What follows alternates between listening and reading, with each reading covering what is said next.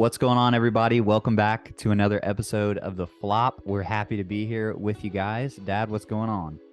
What's up, dude? Not much. Just chilling. Nice. I hear you. Nice Cannon Hatcher shirt you got on there Oh, thank you. representing. Thank you. Represent my boy Cannon Hatcher, who He did we really well. posted yeah, and we posted one of his rounds on the Facebook page, and it was just filthy. I He can't believe that round. Yeah, and the thing is that I have seen him locally. He has whole sessions where he just practices and ones and things like that, and he has one of the hardest pushes, one of the hardest, most accurate pushes. I'd put him. I wouldn't quite put him there with Eric Davis. No offense, Cannon, but I have seen Cannon freaking collect stuff that you're just like, okay, you felt safe and secure that you were going to get points off of that round, and then he just cleans it up, and you're like, well, okay, never mind. Gosh. But really do love that kid. Truly one of the great up and coming players. Not too long ago, he was playing at an open where he ended up, I think, second in his bracket, and his only two losses were to a guy. What was his name? I think he's kind of well known. Oh, it was Matt Guy. So Matt Guy beat him twice, Oh, and that was the only guy that beat him in the whole tournament. yeah, he's That pretty was it. decent. So I guess That's awesome. if you're gonna take two losses to anybody in cornhole and walk away with a smile on your face, it's probably Matt Guy. It's probably Matt Guy twice. I'll be happy It's with that. yeah, Yeah. it's Matt Guy. It wasn't like, like Leon Stevens that nobody knows, and then Right. Matt Guy. It was just Matt Guy twice. But anyway, Yeah, he has some that's pretty sweet apparel. You can get hats and stuff. If you go to CH Cornhole Apparel on Facebook, you can pick up a shirt. He's got a pretty cool logo, and this is not sponsored. I'm just shouting him out because I love my boy. But anyway, Yep. He's local to us. Cannon, you did amazing. I got to watch you at the Open. You did phenomenal. You beat some really good pros. I mean, I can't even it's amazing to see how you've progressed, and we're so proud of you and so proud to be from the same area as you. So it's really cool, man. Really yeah, cool. Keep it up. absolutely. Be on the lookout. He's coming.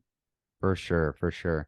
Yeah, we'd like to thank our sponsors, Triple Crown Cornhole, and also West Georgia Cornhole. You guys can go on West Georgia's site and you can enter the code the flop to get a discount on bags, apparel, and the all so coveted X Factor boards, which we just Yes. love so very much. Yes, and Um, I believe by the way that Titan, West Georgia, the bag company side is Titan Cornhole Bags, are they're releasing a new bag called the Talon, and I'm super excited about this bag because it's right in my wheelhouse. It's a 4.7 or a 4.8. It's one of the two, but it's one of their proprietary materials that they use on their fast sides, and then that soft Vikingish style carpet, I believe, on the slow. But I've watched videos and seen some reviews on them and talked to a couple of guys, and I think this bag is going to be pretty legit. So I think they're releasing it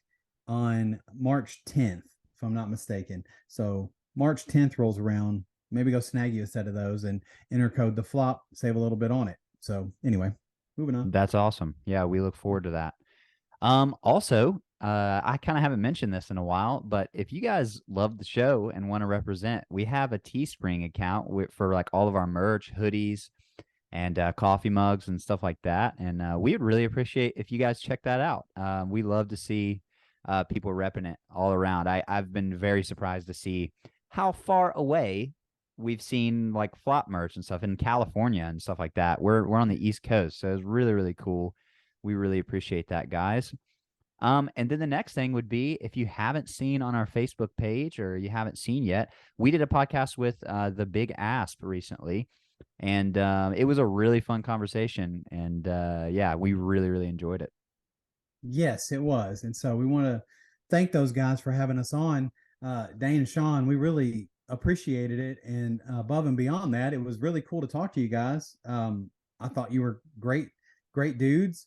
It was a fun show. We laughed and talked, and it was super easy. And there's a lot to be said for easy conversations. It's not Yep. forced and it's not awkward. Like it felt like it was just natural. Like we were just dudes hanging out. talking about bags, which is exactly what we love to do. So, I mean, we really 100%. appreciate you guys letting us come on there. And also if anybody watching our show, because we're much smaller, obviously, but if anybody's watching our show that doesn't know about them, go check them out on Big Ass Cornhole podcast, sorry, on their Facebook page. And we'll link it. We'll link it below. Yeah, So absolutely. Yeah, they're really, really good at what they do. They have awesome personalities, and I think that's exactly what the sport needs and what the media space needs and stuff like that. So it was a blast. Um, yeah. One of the things we talked about on the show was potential. We talked about a little bit about what division you should be playing in. They kind of asked, how good are we? Who's better? And we talked a little bit about that. But Dad, you just came off a singles competitive win. So naturally, when you win anything in any division, you start thinking about moving up. And so that's what we're Yeah. going to be talking about today. Probably mostly from your personal experience about moving up, but also in general, so that we can help people think about Mm-hmm. this, because not everybody is coming at this situation from the same angle. Some people play 3 blind draws a week in a regional every Saturday, and you might make a different decision on moving up based on that, based on your availability and things like that. So yeah, let's get Yeah. into it. Yeah, absolutely. So that was a big uh, monkey off my back. Was the I had never won a singles in competitive before. Well, I'd never won a singles in any division. I don't even know that I ever even played in intermediate. I think I had already been playing for, so long at that point when we finally got ACL events here. Um, I just started playing competitive. But yeah, that was my first competitive singles win. And like you said, if you're not thinking about moving up when you win your first singles event, everyone else that on the planet is thinking Right. about you moving up, because they're like, well, you got to move up now. Now it's advanced. You've won. You can't say you haven't won anymore, Yep. And I typically, and talking with my director, who is also one of my dear, dear friends, Justin Craven, he is our local director here. He typically says when you win two events, two in one division, or two in that division, you go up. If you win two doubles events with you and your partner, maybe you try advanced doubles. If you Yeah. win two singles events, maybe you try advanced singles. Just to try it out. If you win two intermediate events, maybe you move up. Or if maybe you just feel like your cornhole IQ is high enough to move up and really get that competition, then maybe you move up. Like, but for me, I typically like the win to move up rule. And the reason that is because maybe it's not a fluke at that point. Because let's be real, everybody has their moments. And when you're playing this game, some days you are the king alpha bag thrower of the universe, and for whatever reason the planets are aligning, you're hitting air mails, you're hitting your pushes, you're doing sick roll bags, people are watching and screaming your name, and it's just, I don't and know if I that's might ever I happened, might I might be Dad. exaggerating a little bit, but And then you and wake then up. the very next day you can't hit nothing. Open board slide shot up the middle, and you slide it off the back of the board, or you front board, or you clang it off the side. And how many times have we stepped up to the board and you don't even hit the board, and you're like, what? Like, you just throw it to the right of the board or something, and you're Yeah. like, what? So, but anyway, winning two of those, I typically at that point, okay, there's something to it. You've Sure. won two of these events now. You can clearly throw. It's not just a fluke. You didn't just have that one awesome day where everything lined up and then you moved on, and you know what I mean? It's like at Yep. that point you really have to start considering it. Now, we talked about it on the show, on the Big Ass show, and I said that I'd probably go ahead and try it. So I think my next regional here in March, I will try advanced singles. Awesome. But that being said, I don't know that I'll stay there. I think I'll probably am going to try to do the two, to win the two and then go up. Number Hmm. one, I don't know. I think you're kind of the same way. We always tend to undervalue the accomplishments that we make within Yeah. ourselves. Yeah. Um, people are like, "Oh my god, that's so cool and it's amazing and stuff," but you're thinking of all the reasons why maybe it wasn't amazing. And for me, Right. there was a conference that weekend, so it was a little lighter turnout. We still had a good turnout. I think there was like 19 or 20 in the competitive division. So I mean, and so I definitely played and won some really good games. But there was a conference, so maybe there were some people that were out. There was a dude who and I didn't mention this on that show because I wanted to mention it on this show. There was a guy who just straight left, and he was the dude who was winning. He was in the king seat, and the king seat guy just Man, left. And it wasn't the first time he'd left. He had left in another regional event, and in my opinion, he probably shouldn't be in competitive because he's like really good, super high PPR. I don't feel like I would have beaten him. You see what I'm saying? I see. Yeah. So like for me, I'm downplaying this singles win because there were some extenuating factors. And it's like, Yeah. there wasn't quite the turnout that there normally is. Usually we'll have 25 to 30 players and we only had, 18 to 20. And then the guy who was in the king seat with like a 9 point something PPR just left. And so me and the guy who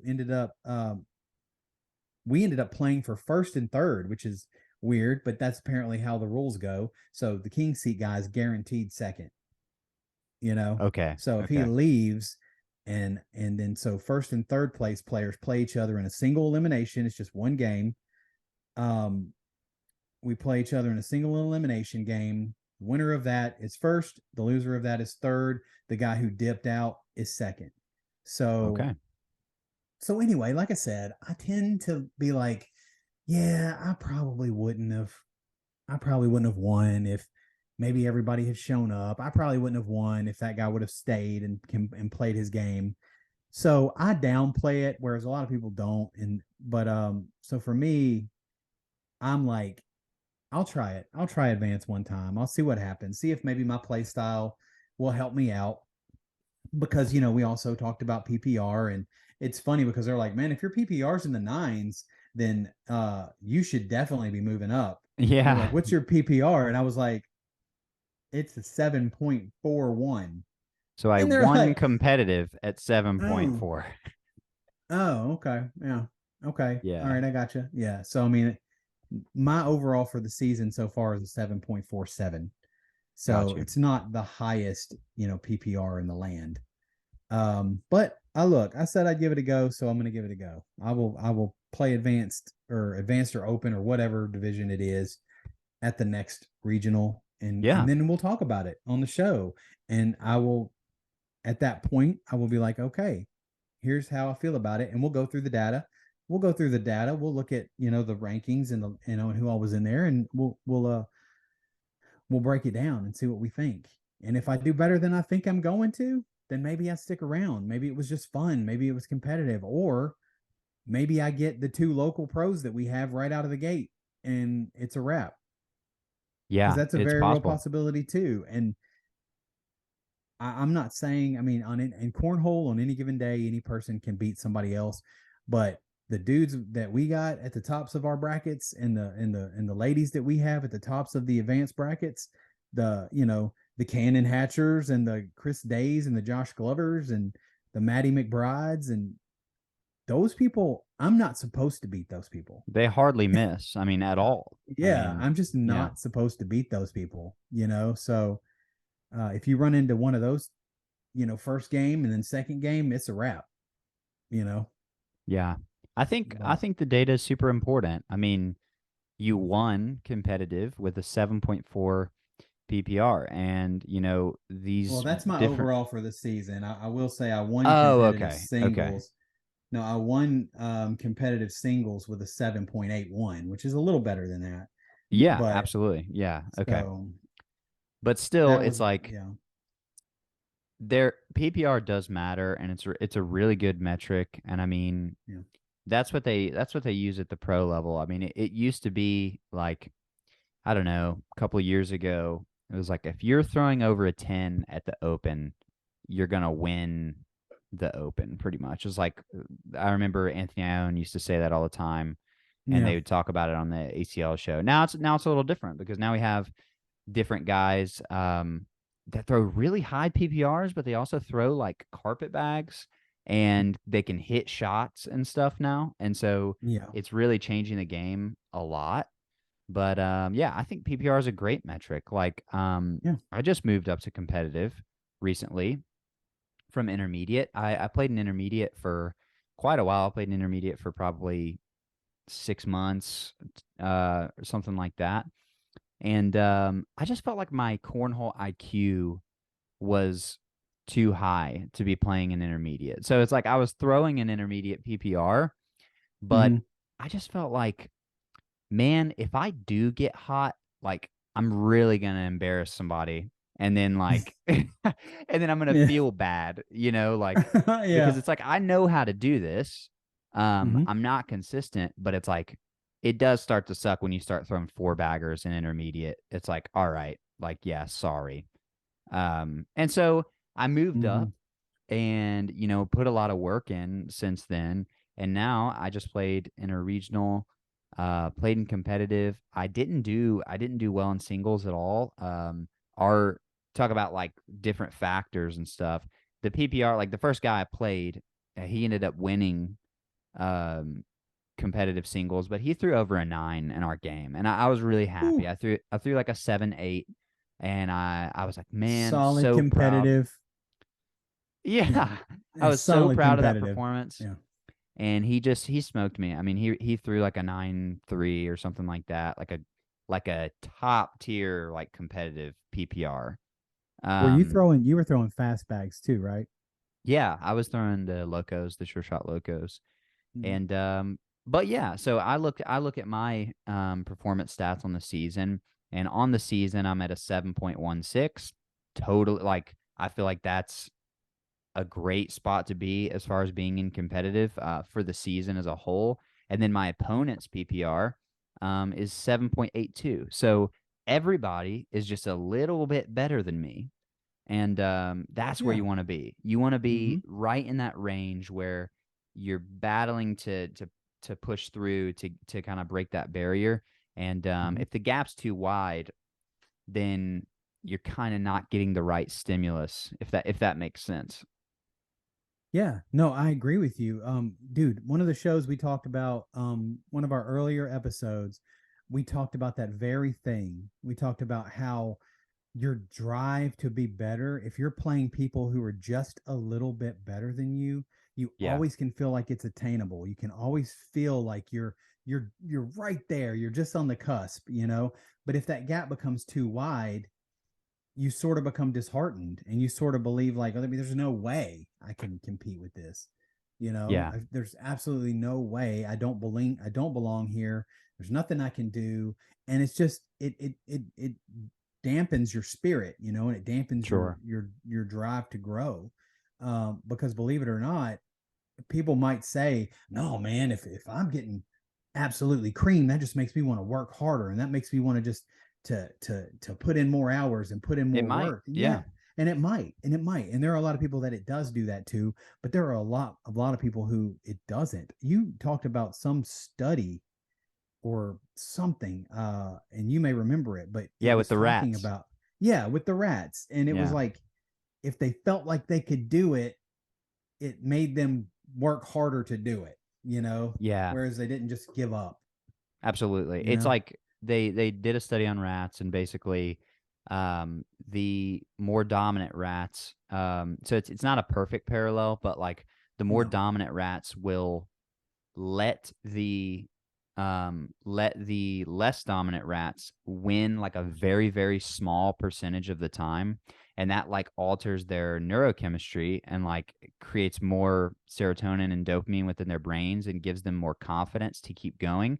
And so that Hmm. it benefits both parties because the dominant rats are creating a healthier environment where less dominant rats are growing because they feel like they're making progress and stuff. Hmm. And so, yeah, when those rats feel, when they get a win just every once in a while, they Hmm. progress more.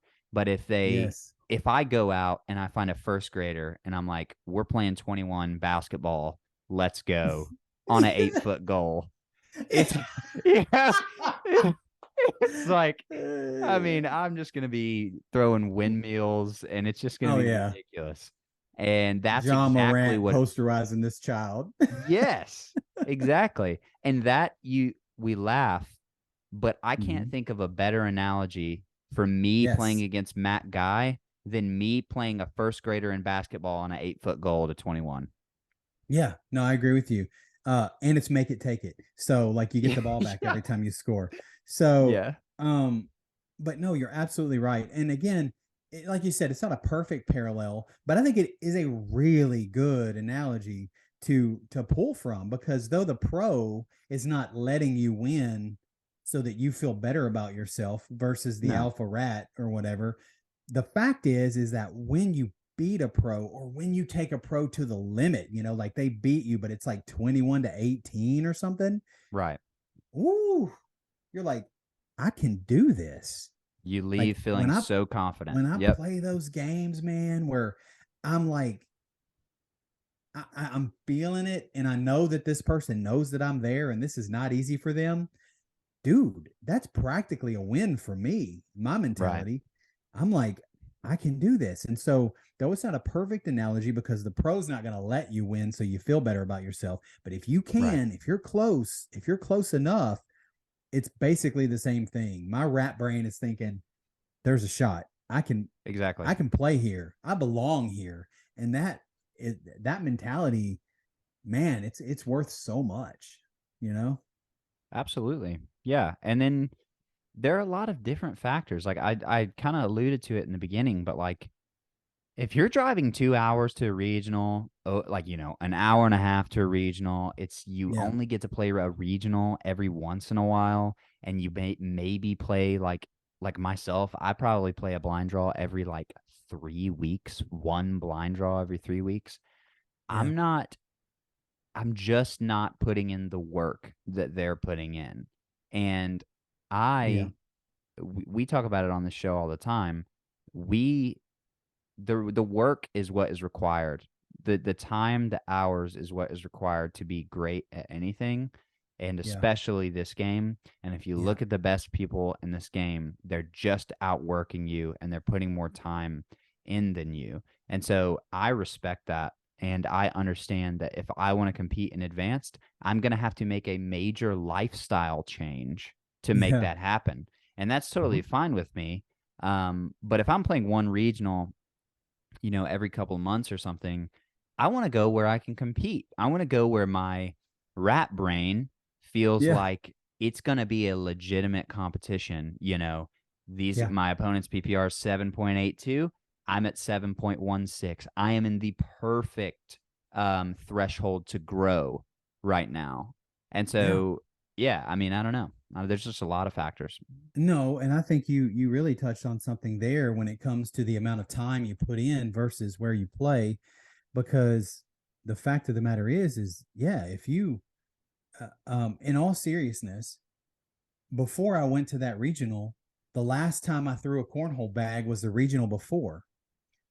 And so I that weekend, my wife had a girls trip with some family, and so I was able to play a little bit more. So I did. I went to a Yeah, blind draw. I went to an open. It was an open blind draw on Thursday night, so I got some practice in there, and I threw pretty nice. decent for my first time picking up a bag in a month. Good And then I deal. went to the blind draw on Friday night and did pretty decent there. And then the regional was that Saturday, so it was my third day consistently of throwing, That week. and Like, that's that amazing. that week, Yeah. that was my third time, and I did pretty decent. I had some really good games. I mean, I had a 10 in there somewhere, a 10.18 or something, Yeah, I remember you and telling me that. it That's was crazy. it blew my mind. I was like, holy cow, this is insane. But the thing is like, to your point, luckily I had a couple of days of good throwing before, the regional day came up, but that's not typically the case. Like I have not gotten to throw much at all. Just the weather here has just been garbage. I work late. By the time I get home, I'm trying to hang out with the kids and do all, get them ready for bed and school the next day. And it's like, I just, I just don't have the time. And so Yeah. for me, if I'm going to be throwing at a regional where I haven't thrown in a month, yes, my rat brain is like, no, I'm throwing competitive. Like I haven't even touched a cornhole bag, other than to maybe move one out of my way or something. But it's like you want to feel like you can compete. And I feel like there's a difference between wanting to feel like you can compete and then I'm not moving up because I want to get paid. I feel like there's a big difference. And so I Yeah. don't want Oh yeah. anyone to mistake it. I'm not, is winning some money great? Absolutely. My God, it's the biggest high in the world when you throw well and you win money for it and you're like, wow, this is amazing. Yep. But I'm not the guy that's like, I'm just going to stay in competitive and just keep drawing checks, and I'll throw Sure. my PPR will be low enough to where the ACL is not going to automatically bump me up. And, because I do tend to throw a little more of a dirty game, I like to block and roll and cut and things like that. And then, Mhm. collect. That's typically my play style. And as you can see from me throwing, and I'll give it a range because I have games where I throw really well. In one of our recent things, I had like a 9-9, and then I had a 6, and then I had a 9-9. Yeah. But it was a good night. Unfortunately, it was a local event, doubles tournament, me and my partner, and there wasn't enough people for them to split competitive from open. So Yeah. I was, throwing my face off and it didn't matter. And then Craven was throwing his face off too. I remember that game I had a 6, he had a 10-8. It was crazy. Like he had Right. struggled the first two games when I was hot. And then I fell off the freaking planet throwing a 6 and he just burst into flames. But anyway, point is, and I think I kind of went off on a tangent, but if you're not getting to throw a lot, you want to be competitive. I'm not just trying to sit there and soak up all the money that I can. I've said it a million times on this show, on the internet, well documented. If I felt like I could play well in advanced, I'd play in advanced. If I felt Yeah. like I Oh, me had a too. chance in advanced, Heck yeah. because that's where I want to be.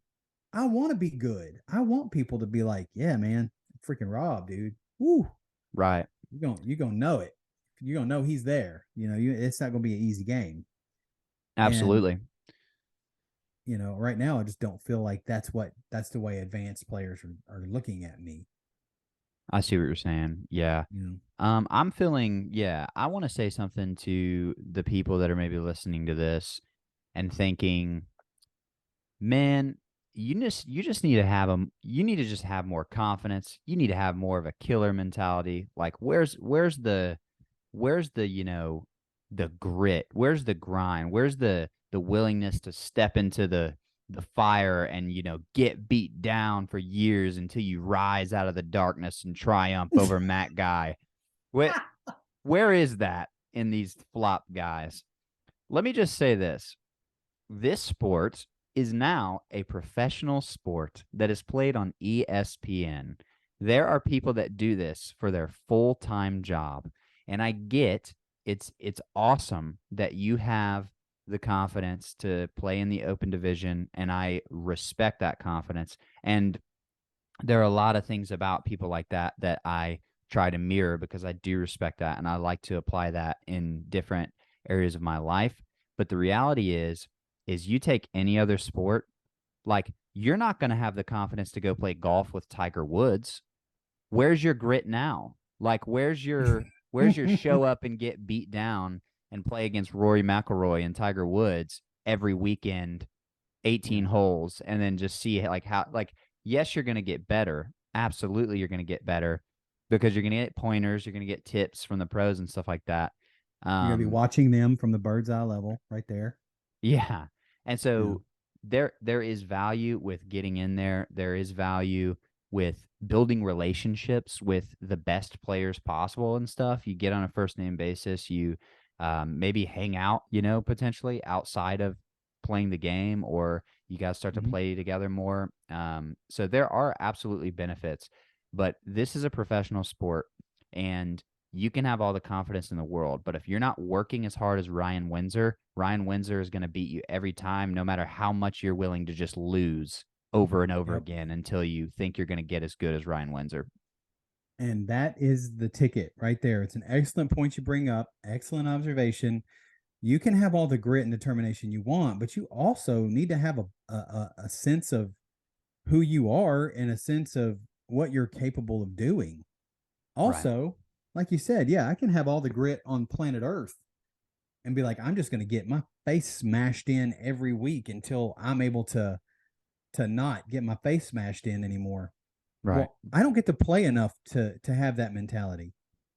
Yeah. There's not a person on the planet Earth right now who is playing a basketball game against Steph Curry who also works 50 to 60 hours a week Yeah. and has to run their kids from here to there. Right. Would 100%. you say that anyone who steps on a basketball court with Steph Curry probably has been on a basketball court 10 plus hours a day every day that week, the week before, the week before that, the week before that? Yep.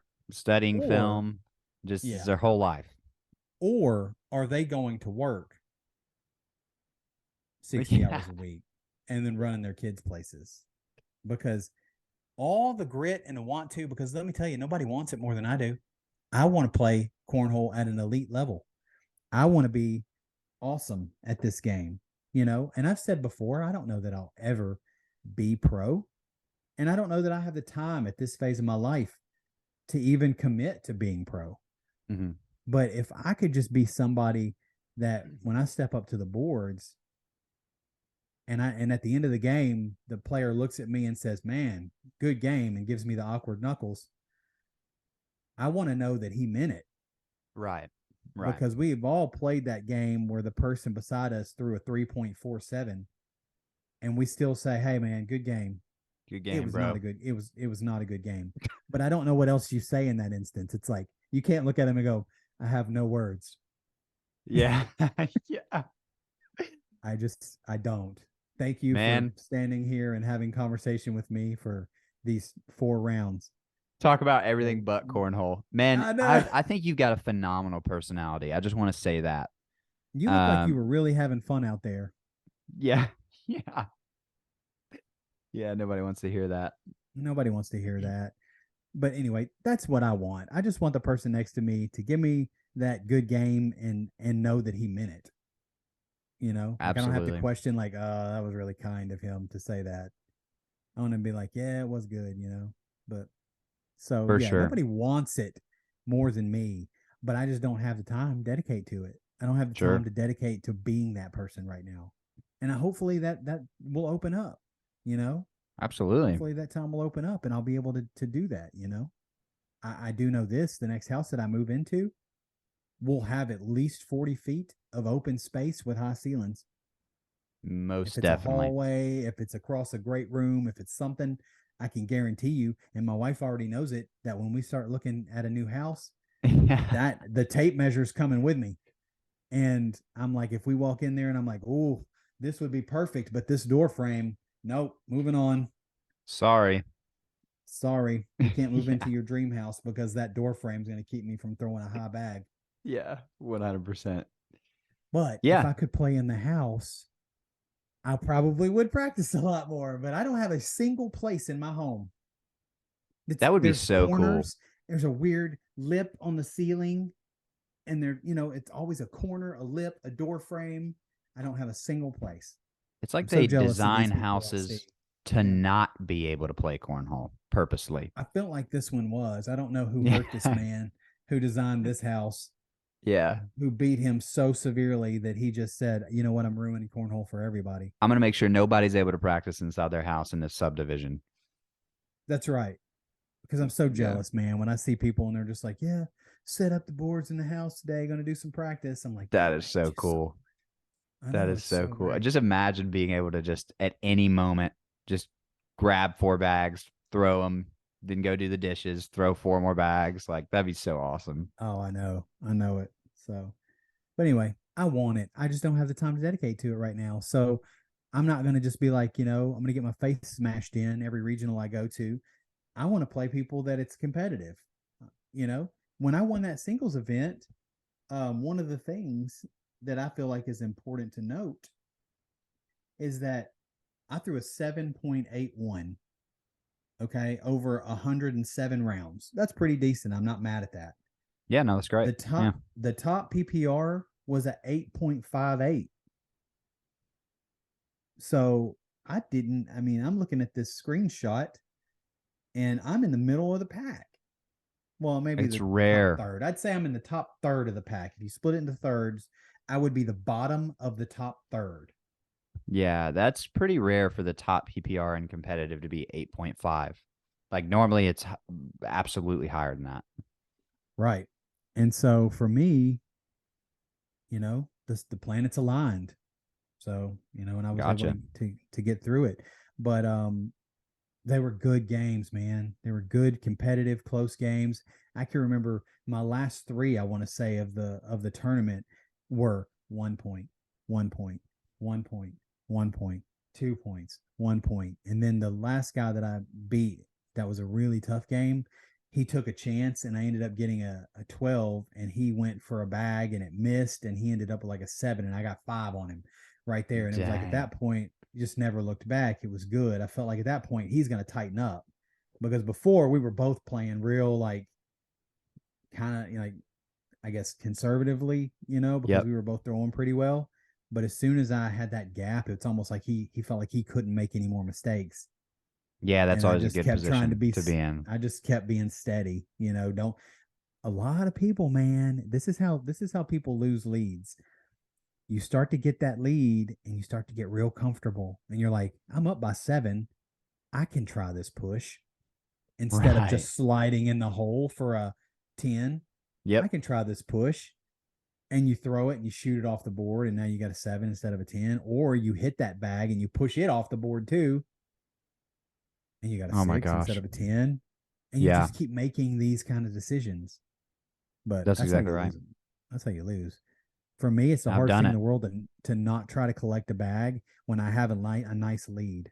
It's the hardest thing in the world for me to do because I want to get it, and I'm like, oh yeah, I've got some room to play. I got a little air. I got a little area here to that I'm a safety blanket, if you will, a safety net. It's not, dude. I've been beaten by a lead. I had 18-0 on a guy, and he came back and won, and I'll Yep. never forget it because That's a I horrible feeling. I would never want to be in that situation again. So now I don't tighten up, but I still play smart. I'm like, Gotcha. Yeah. don't worry about that. Hell, even if they get a 12 this round, don't try to drag that bag in. You get your 10, give them 2 as opposed to 5, like I did when he took his chance. Exactly. So Yeah, anyway, yeah. I agree. Well, I mean, Mm-hmm. yeah, I hope this has been helpful for you guys, to kind of, figure out where you are in the game, what sort of, decision you should make on what division you're in and stuff like that. I think it's all the sky is the limit. It's just the limit is how much can you work to get to where you want to be. If you're Mm-hmm. able to work to put in the work, then you will absolutely be able to be successful in any division that you set your mind to. But yeah, we all have life. We have limiting factors, and we want to have a good time, and we want to compete with people that are on our skill level. Because that's why we do it. We don't play sports. We're not in high school anymore. We're here to kind of scratch that itch, if you will. So yeah, Yeah. Yeah, absolutely. And you didn't mention it, but um in your competitive doubles debut, I mean, we posted it on the page, but I mean, you were able to get third. That's yeah, yeah. It was awesome. awesome. It was great. I played with my buddy Graham Burns. Shout out. He's a local guy. He's at all of our local events and stuff. He's a great partner. Mhm. Super positive. Good partner to me. I'll take a good partner over a better player, honestly. It's just to have a good team, to have a good partner, someone that's, positive, encouraging, and you're on the same page. It's awesome. So he carried me at times. Hopefully I was able to, be a good teammate to him. I Yeah. feel like we did well together. And Graham, I hope we can play together in the future, man. I really enjoyed it. Yeah, and you're absolutely right. I mean, that's why I love, my partner, um, because Craven, he knows we're going to ebb and flow. There's so many times we show up and I've got the hot hand, and so I'm just being supportive to him, you know, Yep. just telling him to, stay in control, slow down. You're doing great. We're going to get through this, da da da. And then so many times he has to do the same thing for me. And so it's like we both know that, we got each other. You don't have the added pressure of feeling like you're disappointing your partner, because Yeah. it matters. When sometimes when you get a really good player on your team, like in a blind draw, capacity, and you can tell that person's just not vested in you because they just don't believe in you. They're like, Right. I'm so good, and this guy, like, he's gonna. I just hope we can line up on the boards in a way that I can maybe drag him with me. You feel that, For sure. Yeah. which is, you can feel that, and so having a good partner that believes in you, knows you got each other's back, is so important. And so I'm really glad that you were able to find that out there, because to podium in your first competitive um, event like that, that's more than just talking about it. It's not easy. It is it not was easy it to was do. fun. We had So, some battles and we won some tough games, and like we definitely weathered some storms. mhm, And I just felt so at home. I felt so at home and competitive, even though I I think I went 0 and 2 in competitive singles. But man, it felt right. The level of competition felt right. The shot selection, mhm, the skill level of my opponent, everything. It just felt so much better than playing an intermediate. And now my skill level is above intermediate. mhm, But I just I feel like I'm exactly where I need to be for the amount of yeah, work I put nice. in. And trust me, Mhm, I'm not gonna stop working. My goal is to, I'm playing the long game here. This is a marathon for me. You can play mhm, cornhole for your whole life. So yeah, I have no doubts that I will be showing up and playing in the advanced and open divisions in my life for sure. I'm just gonna keep playing. absolutely. Well, I'm gonna drag you to everything when you guys move back closer. So you're gonna have no choice but to get better, because you're not going to be close to me and we're not going to be playing cornhole together. Right, We right. certainly aren't going to be talking about cornhole if you live up the street and we don't ever play. Yeah, we're gonna have to shut this podcast down because we're just gonna be throwing too many bags to talk about it. Yeah, and like I said, we definitely ain't going to be talking about it if we ain't playing it. You ain't going to be that Right. close and us not play cornhole. So, Yeah, for sure. so anyways, all right, man. Cool. Well, appreciate you guys listening. If you made it this far, and yeah, we're happy to be back. Let us know if you have any topics that you want us to hit on. I'd really like to do a Q&A or something at some point in the future. I think that'd be really, really fun. So let us know if you'd be interested in that. And yeah, appreciate it as always, guys, and we'll see you in the next one. All right, see you guys.